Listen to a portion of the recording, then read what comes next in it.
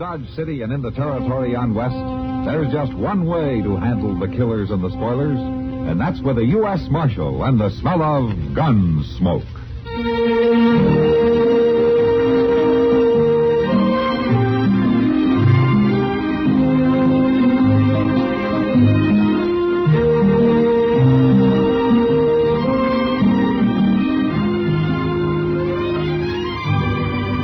Gunsmoke, starring William Conrad, the story of the violence that moved west with young America, and the story of a man who moved with it. I'm that man, Matt Dillon, United States Marshal. The first man they look for and the last they want to meet. It's a chancy job, and it makes a man watchful and a little lonely.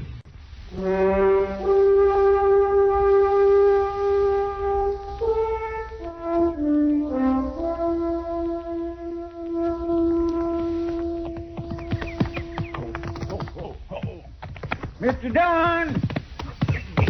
Oh, Mr. Dillon! Yeah, what is it, Chester? Come on out here, Mind. I got something to show you. Why couldn't you bring it in the office and show me? Well, because the door ain't big enough. What? Looky, I just bought me a new horse. This? Yes, sir. Here, calm down. I'll quit that. He's kindly edgy. He ain't been rid much the last couple of months. Is that so? Swear, I practically stole him, Mr. Dillon, the bargain I got him for. I see. I bought him off Moss Grimmick for $11. $11. And Moss paid $14 for him just last week to one of them Texas trail drivers. Guess I was kind of lucky to catch Moss in a weak moment, If huh? you ask me, I'd say it was that trail driver who was lucky, Chester.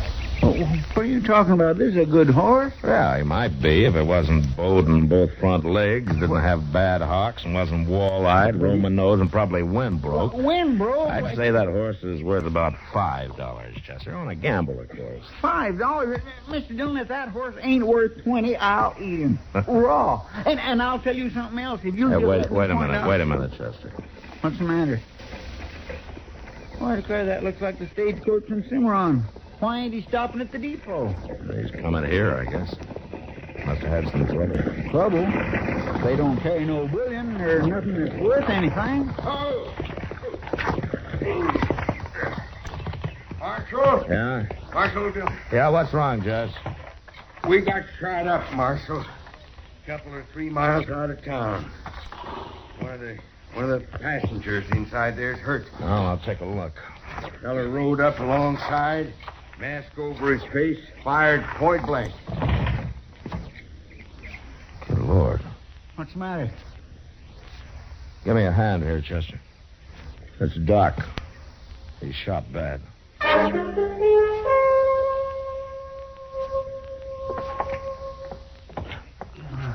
He's all right, man.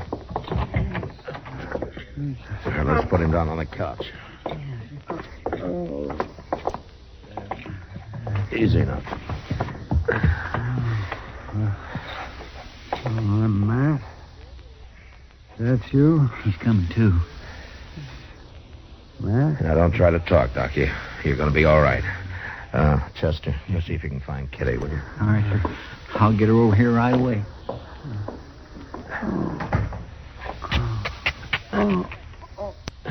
Sorry, Doc. I'll go as easy as I can, but I got to get this shirt and vest off of you. I want to see what that bullet did. It doesn't hurt much, man. Just I'm weak. There's loss of blood. You got any idea who did it? No, mask over his face. Help. There we are. Is it as bad as I think, Matt? No, it's not too bad. The bullet went in between the 4th and 5th ribs, the way I figure. Yeah, I guess that's about it. Say, that Sawbones from the east, is he still staying over there at the Dodge house? He left the same day you did, Doc. He took the train. You're the only doctor within 100 miles of here. Oh, that bullet's got to come out, man. It ought to, I guess. It's got to. Right away, the blood poison will set in. Yeah, I know. It was such a good week, too, man. A good vacation. I had a country down there just crawling with game. There's prairie chicken, quail, pheasant. Oh, yeah, a real fine vacation. It's the first one in 2 years. Well, you tell me about it later, Doc. You save your strength now. Might not be any later. Unless you hurry up and get that bullet out of there. What? There's nobody else I'd trust, Matt, and it's got to be done. Oh, but, Doc, I can't. You got to, Matt. Unless you're hankering to bury me. But, Doc, I just can't. All right, Doc, but you got to tell me what to do.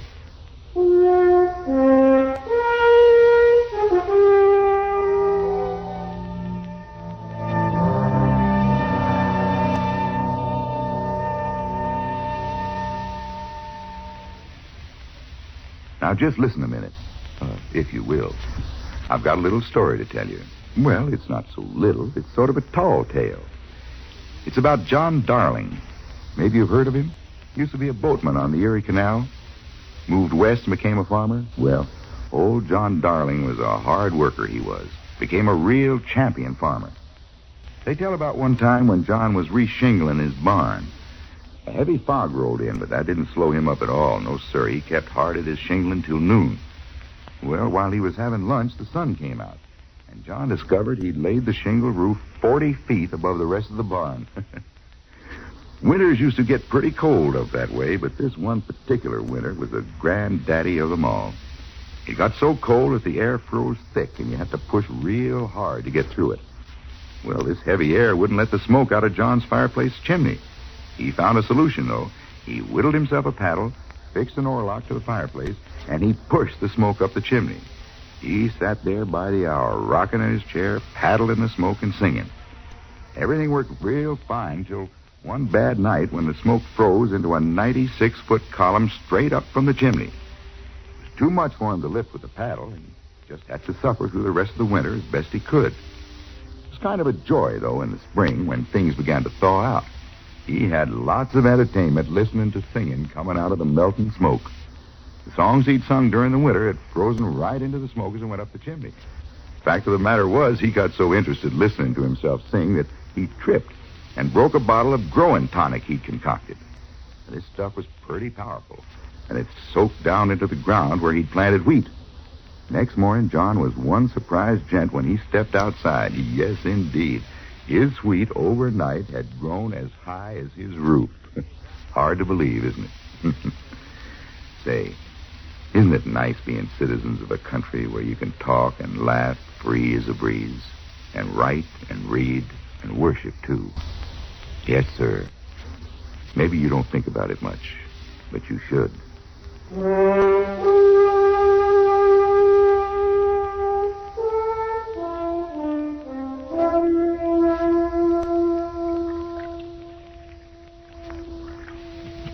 Matt, Yeah, Doc.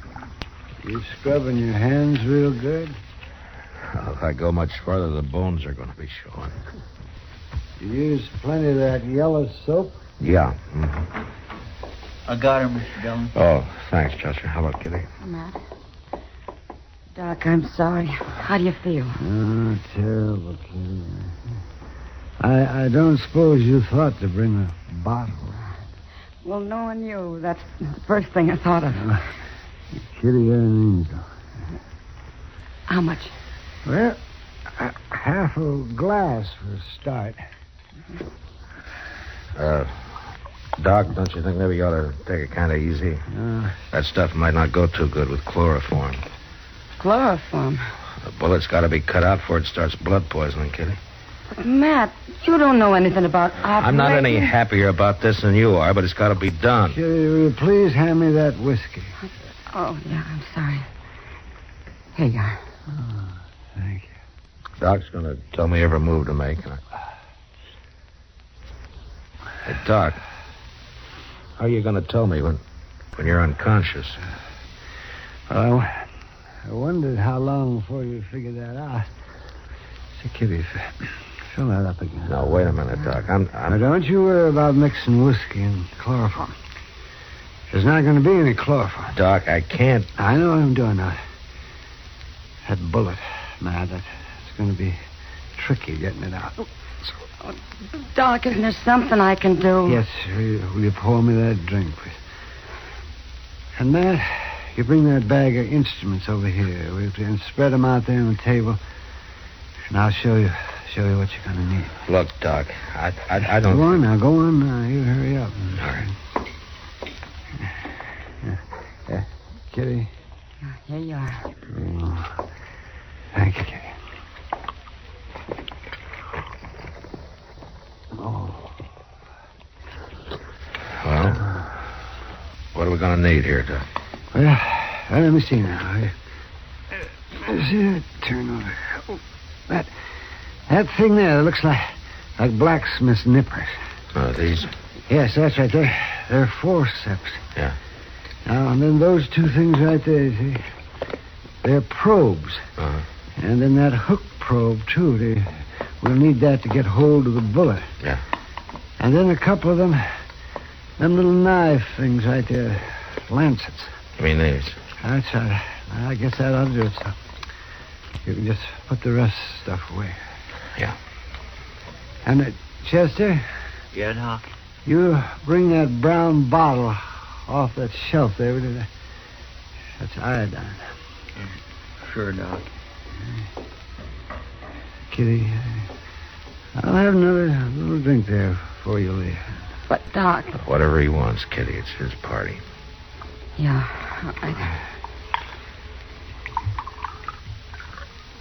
Here, Doc. Oh, thank you. Yes. I'll be back when you need me. Oh, thank you, Kitty. Good luck, Doc.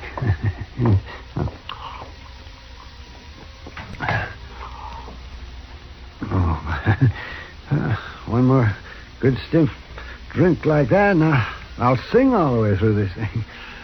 It's more than I'll do. Oh, now, Matt, I'm surprised. You put enough bullets into people. You hadn't out of mind taking one out for a change. Well, that's no help. Matt, I know how rough this is on you. But, here, let me get a good grip on the sides of this couch here. Chester, I wonder if you could steady me a little bit here. You bet, Doc. I got you. Well, Doc, Forget it. Just hurry up and get on now while I still got my nerve. Now then, Matt, you listen to me. You listen close. The very first thing you do...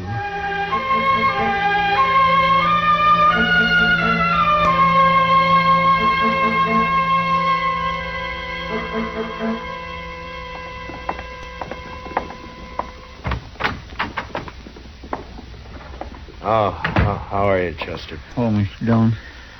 How's Doc? Just about the same, I'm afraid. He's breathing pretty weak. Yeah. He ain't come to yet. Miss Kitty's sitting with him for a while. I'm getting worried, Mr. Dillon. It's been pretty near 24 hours now. Yeah, I know.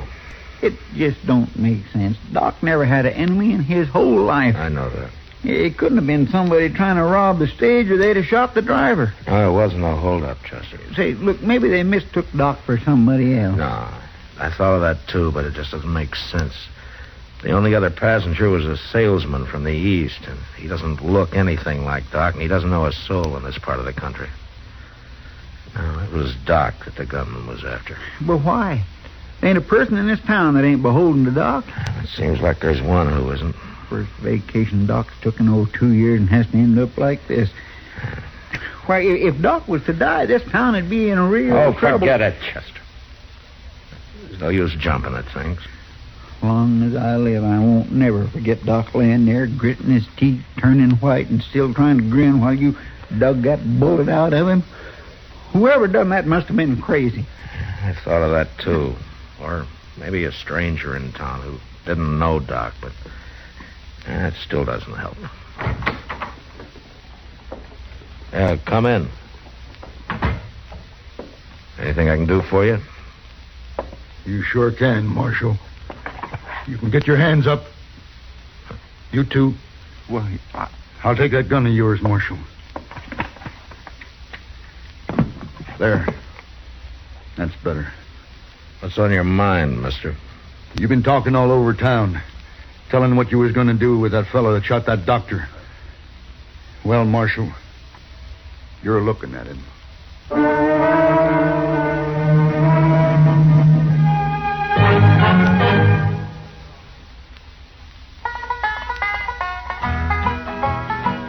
This land is your land. This land is my land. This land was made for you and me. One of our 50 states owes more to its spirit of religious tolerance and freedom of belief than to any other factor. The state, of course, is Utah, and the settling of Brigham Young and his followers in the Beehive State shaped its future more than any prior event. The Mormons taught those who dwelled in the arid region that is now Salt Lake City the miracles of irrigation, and the area flourished and prospered. The lasting influence of the Mormons is evident in the state's agricultural prosperity. And visitors to the Temple of Queens, the Rainbow Natural Bridge, the copper mines at Bingham, the sheep ranches of Duquesne, or the richly colored sandstone Navajo Twins and Needle Rock, see what the first Mormons saw over 100 years ago, that Utah is the promised land.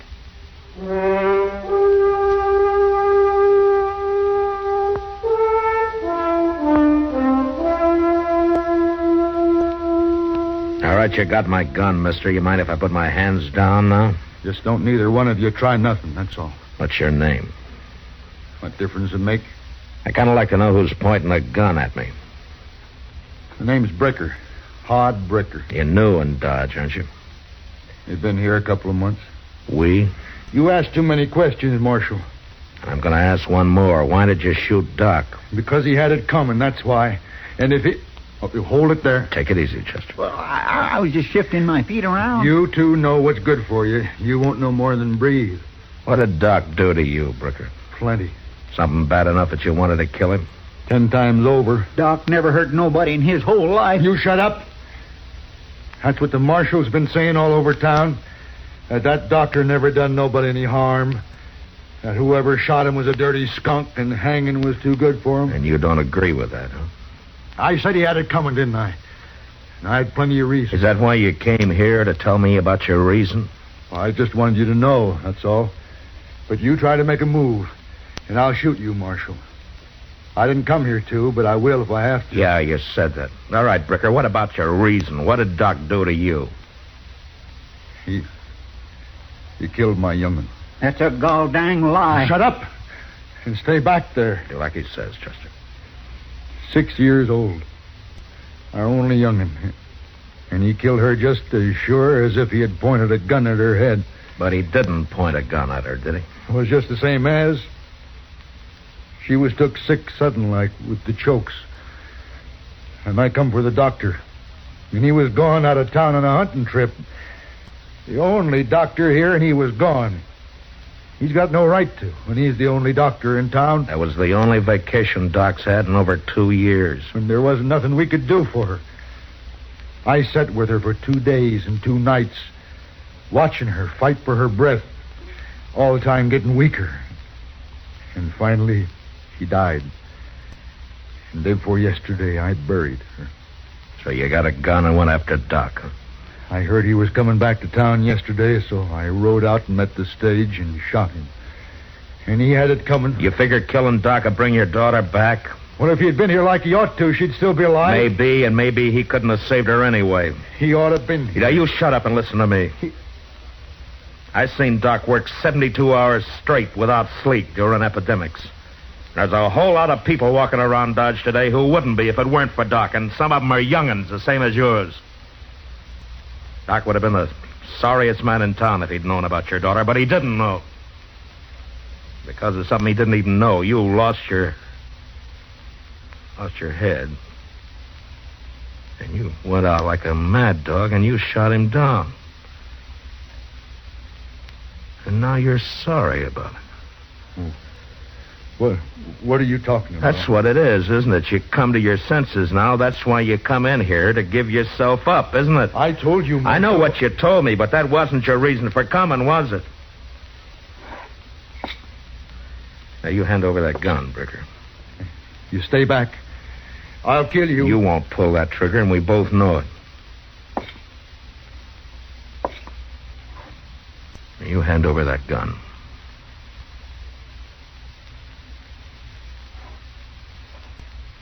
Thanks.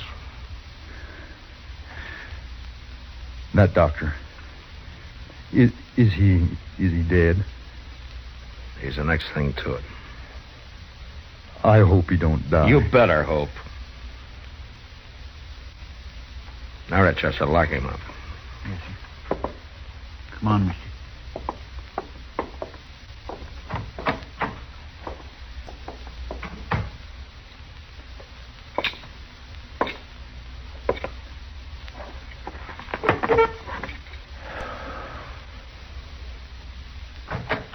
Matt? Huh? Oh, Matt.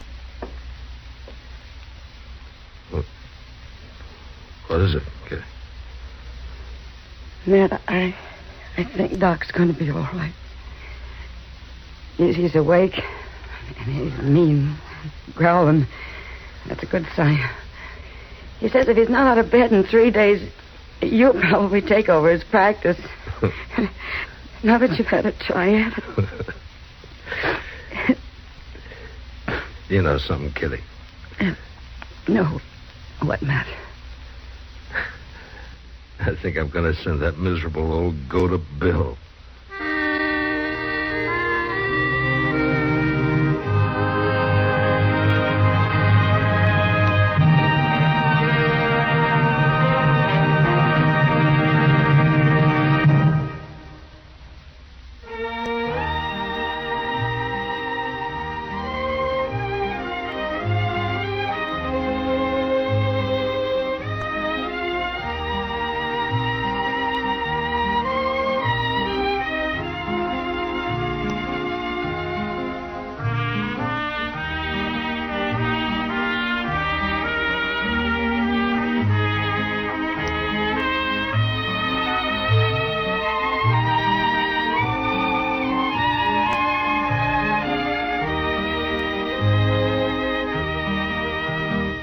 Gunsmoke. Produced and directed by Norman MacDonald, stars William Conrad as Matt Dillon, U.S. Marshal.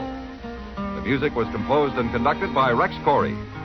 Sound patterns were composed by Ray Kemper and Bill James.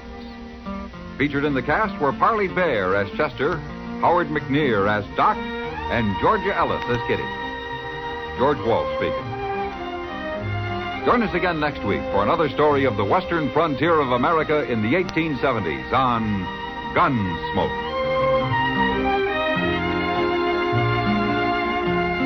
This is the United States Armed Forces Radio and Television Service.